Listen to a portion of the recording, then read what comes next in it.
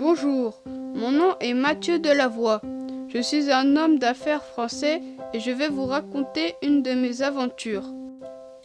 Un jour, alors que j'étais à la gare de Brighton, près de Londres, je transportais une mallette pleine d'or pour un des dirigeants d'Angleterre. C'était un ministre important dont je tairai le nom. La foule était grande. Il était 16h45 et le train, direction Londres, partait à 16h55. J'étais méfiant des gens qui m'entouraient. Je savais que quelqu'un me poursuivait et qu'il voulait voler ma mallette. Inquiet, j'ai couru avec précipitation vers mon train. Pendant que je montais dans mon wagon, je me posais quelques questions. Mon poursuivant était-il dans mon wagon? M'avait-il suivi? Je cherchais ma place, puis je m'y installais tout en observant les autres passagers. Je mis la mallette sous mon bras. Soudain, je sentis une main essayant de prendre la mallette d'or. Je me retournai violemment et vis un homme, jeune, dont le costume indiquait qu'il travaillait pour la compagnie de train. Il me proposait son aide pour ranger ma mallette avec les bagages.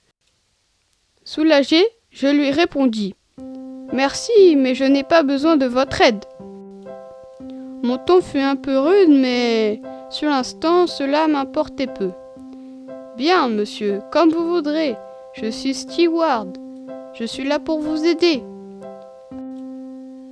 À 16h55 précise, le contrôleur siffla et le train démarra brusquement.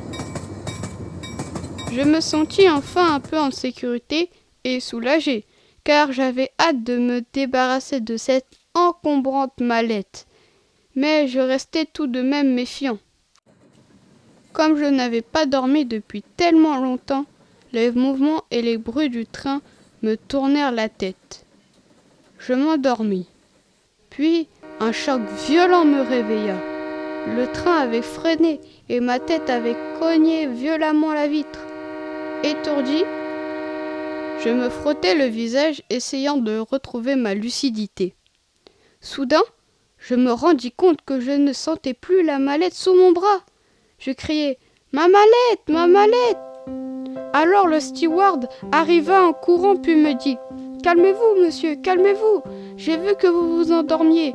Alors je l'ai rangée avec vos affaires, juste au-dessus de vous. » « Merci, mon bon monsieur. Mais j'ai eu si peur, répondis-je tout confus.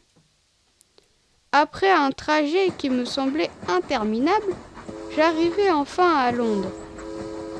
Je repris ma mallette et descendis du train.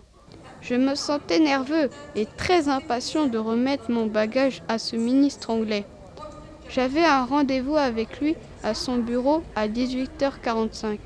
Je me précipitai vers la sortie de la gare pour prendre une calèche qui m'attendait. Mais la foule était tellement énorme que je n'y arrivais pas. Pris au milieu de tous ces gens, je sentis tout à coup une arme pointée dans mon dos. Alors je m'évanouis de peur.